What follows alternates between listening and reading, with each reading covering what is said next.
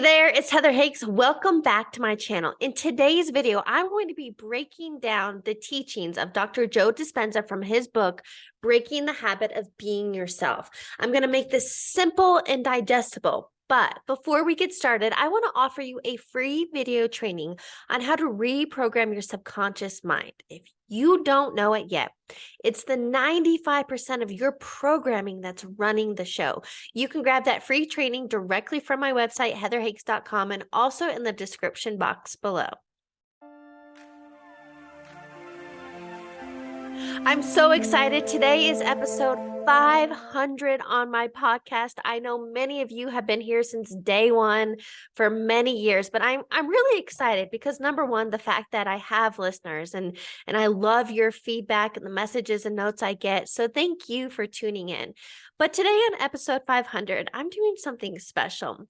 I've been in the personal development industry for years, literally a couple of decades. I've been studying this stuff honestly since I was an early teen, because I've always been curious and wanting to know more. I never felt like I fit in, following societal norms. And I'm so glad I've been on this path. The fact that you're tuning in means you're also curious, you're also wanting more. Ultimately, today, I want to share with you what I believe has been the fundamental best teaching I have learned in all of these years of personal development. And it's the works of Dr. Joe Dispenza. I'm going to be breaking down what he teaches in his book, Breaking the Habit of Being Yourself. And I want to make this simple and I want to make this digestible because honestly, change is simple. It's not necessarily easy, but it is simple. And these are processes and frameworks that I coach my one-on-one clients through. If that's something you're interested in, I do offer you a free discovery call on my website, heatherhakes.com, because ultimately, if you feel stuck in life, you're going through a rut, you're on that hamster wheel, same shit, different day, it is time for change. I first invested in coaching back in 2016, and it's hands down been the best investment I've ever made. All right, so I want to get to it. Breaking the habit of being yourself. Number one, I want to explain Dr. Joe Dispenza. I love how he says it. He says that your personal reality, and think of that as like your identity, your self-image, it is made up of how you think, how you act, and how you feel. So that's very simple, right? Your thoughts create your emotions and feelings, which lead to the actions or inactions you take. And literally, that your state of being is creating every result and outcome in your life. The definition of insanity: doing the same thing over and over again, expecting new results. So what Dispenza teaches is, in order to break the habit of being yourself, you literally have to start thinking, feeling, and taking new actions to create new results in your life. It's kind of a no-brainer, right? In order to bridge the gap from where you are to where you want to be. And that's what I want to teach you and walk you through. This is what I do with my one-on-one coaching clients. It's about creating what I call a version 2.0, which is truly more like your higher self, your true self. But like Dr. Bruce Lipton teaches us through our subconscious mind, from birth up until age 7, you are a sponge. You take in everything as fact from everyone around you, your parents, your community, neighbors, whoever you grew up around from 0 to 7. You're literally a sponge. And so their stories and their beliefs on love and money and health, and you took it all in. And, it's almost like you're a replica of those around you. And guess what? Not all of those beliefs are bad, but wherever you feel resistance, wherever you are struggling and efforting, that means you have a conscious desire that is in misalignment with your subconscious beliefs. And that's why you have to understand the subconscious programming. So let's start there. The first step in breaking the habit of being yourself is honestly awareness. That's where you have to begin. You have to start being the observer of your thoughts. And I love how Byron Katie tells us we are not our thoughts, we have thoughts. So I want you to keep that in mind. You're the observer. Start becoming aware and curious. And it's like, well, that's a disempowering belief or thought, and you can choose to let that go. So step number one to creating change in your life is awareness. You have to become aware of how you think, the words you speak, the habits you have. Are you a constant worrier? Are you constantly negative? Are you a gossiper? Are you a procrastinator? You have to become aware of all these negative things, habits, beliefs, behaviors keeping you stuck. And then it's creating that new reality. Remember, your personality, your state of being, how you think, act, and feel creates your results. So now you realize, oh, well, if I'm always focused on it's so hard, I have to hustle and grind. That's never going to happen for me. Become aware of your language and your beliefs. Step number 2, once you become aware, and like this is a process, don't beat yourself up because think about it. You have years of creating this current reality, this current state of being, this current identity. So it may take a little bit of time to unlearn. Hebb's law, something that states is that nerve cells that fire together, wire together. Simply stated, thoughts that you keep thinking over time create your beliefs and neural pathways. How I like to think of this and imagine it is if you've ever been to Texas, Texas freeways are massive. So think about that, right? Like 5, 6, I don't even know how wide their lanes go. But that's what, if you've been thinking these same disempowering, limiting beliefs time and time again for years on end, you've created Texas style freeways, a way of being, right? Your state of being. So to start something new, now you've become aware. Step number 2 is the unlearning. When you shift your focus, when you start thinking new thoughts, that leads to feeling new emotions, which leads to new actions and ultimately new results. That's literally the process. That's what you have to do.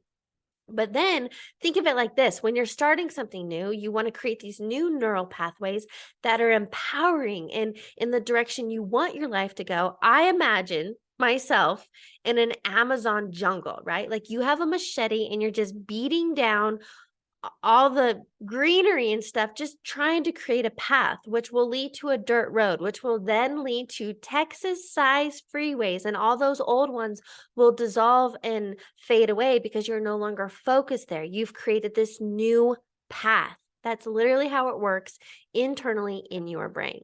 Step number 3, now that you've created this new identity, who you want to be, the thoughts you want to have, the emotions, the feelings, the actions. For example, let me walk you through what I did several years ago. And this was before I knew Dispenza's work. So you naturally have this knowing inside of you. But I remember I was sitting in quite a funk, a lot of self-doubt, a lot of procrastination, imposter syndrome. So you can see how that state of being kept me in a funk, in a rut, and ultimately having those thoughts, behaviors, and actions created no income and not the impact and the influence I want in my life. So I had to decide, one, I created a why. And my why was to help, even if I could help one single person not get in the rock bottom that I experienced for a time. If I could help one person, that was worth it. So that became my driver. I just wanted to help 30-year-old Heather. I wanted to help that person get out of their way from that monotony, that hamster wheel. So I created this version 2.0, a new identity, which is pretty much the opposite of what you're currently doing. I had to create confidence. I had to create consistency. I had to have belief in myself. And when I showed up and I started doing that, that's when the evidence started appearing. That's when podcast downloads came about, YouTube subscribers, coaching clients started coming my way, because I want you to remember this. I love Nikola Tesla's quote. When you want to know the secrets of the universe, think in terms of energy, frequency, and vibration. That's ultimately what quantum physics teaches us. I know it sounds scary, but it's, again, really simple. When you understand everything is energy, you are an energetic being. Your thoughts are energy. Everything in our universe is energy. And when you totally get that, think about vibes, right? Frequency. You've experienced somebody, quote, bad vibes. Those are lower vibrations, lower frequency, like boredom, fear, worry, anxiety. And Life is a self-fulfilling prophecy. What you're putting out, think of life like a boomerang. What you're putting out, you're going to get back, AKA like attracts like. So when you start thinking and feeling different, when you literally raise your vibe, your state of being, and you start having belief and gratitude and expectation and consistency, you are going to get new results and outcomes in your life because you are being different. And this is a big change. This is a big paradigm shift because think about it. We have been conditioned to believe it's outside of us. If I get a new job, then I'll be happy. If I get a new relationship, then I'll be happy. If I make more money, if I have a better job, if I have a bigger house, then I will be happy. It's all of these external things. And I'm here to tell you when you change the inside, your thinking, your emotions, which will create new actions naturally. When you change, everything externally changes with you. That's why I love the idea of the mirror principle, that life is literally reflecting your internal state of being. So you don't go around smudging a mirror and breaking a mirror and mad at the reflection. You change the reflection, which, like Dispenza is teaching us, you break the habit of being yourself. So again, this once you have awareness and you create that new vision, that new identity through repetition and consistency, the practice that Dispenza teaches is via meditation. There are many ways to go about this, and especially if you're starting early, you got to figure out what works for you. Is it about journaling every morning and reminding yourself who you want to be? I do many different modalities with my coaching clients. But if you want to use meditation as an example, let me share with you the power of meditation and why it's so mainstream these days. Now, I'm going to talk a little bit about brain waves, but again, I want you to understand the topical stuff, understanding neuroscience, the science behind change, but also the spirituality behind it all, the energetics like Tesla taught us. So let's talk about brainwaves and why meditation is a phenomenal tool to help you create change in your life. Now, to talk about brainwaves at a very surface level, just so you understand, there are 2 times every single day that your subconscious mind is most programmable, most suggestible, twice a day. First thing when you're waking up in the morning, you're kind of groggy, you're just coming to.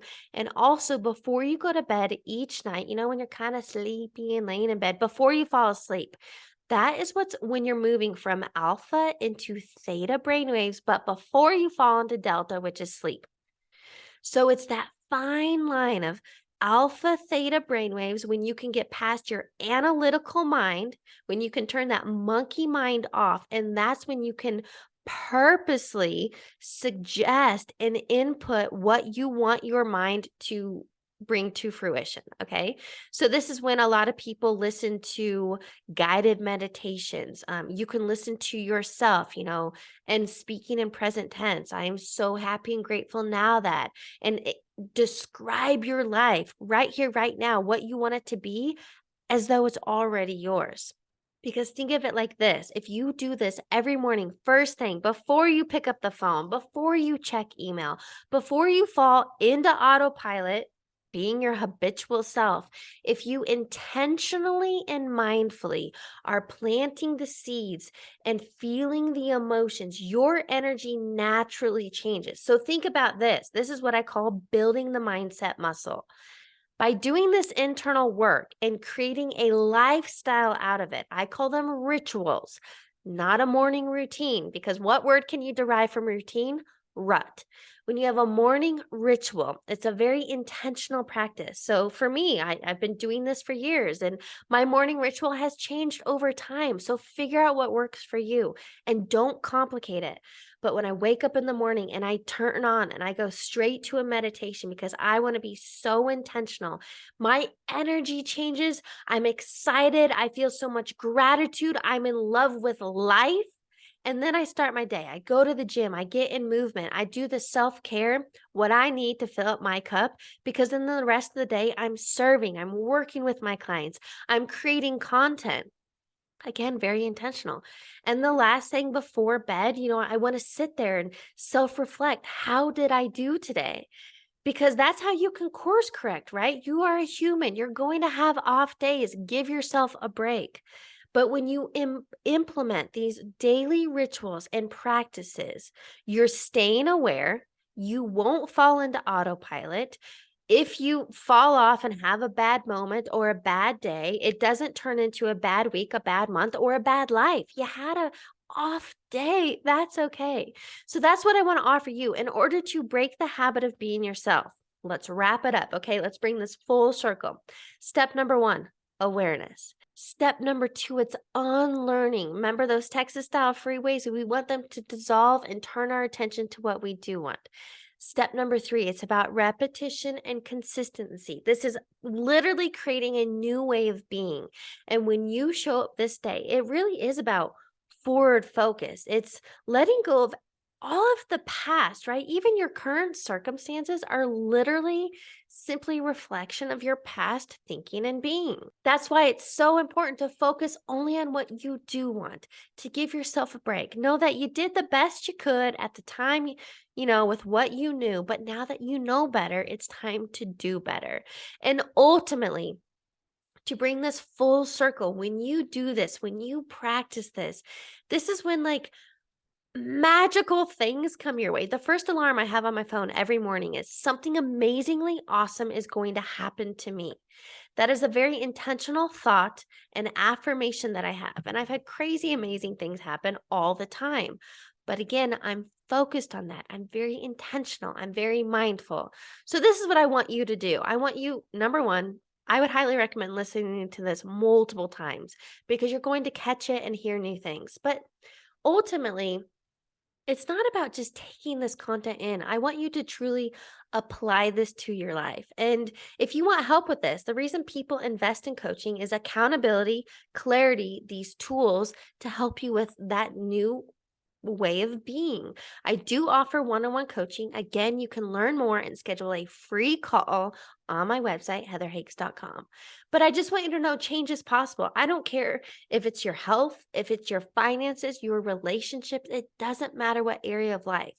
When you truly understand that your mind is the cause of every effect in your life, you become a conscious creator of your reality. And that's what I want for you. I hope you'll take this to heart and take this seriously because when you break the habit of being yourself, you step into unlimited, infinite potentialities. Thanks so much for watching today's video. Make sure you subscribe to my channel so you're the first to know when new videos drop and give me a thumbs up. I'll catch you on the next one.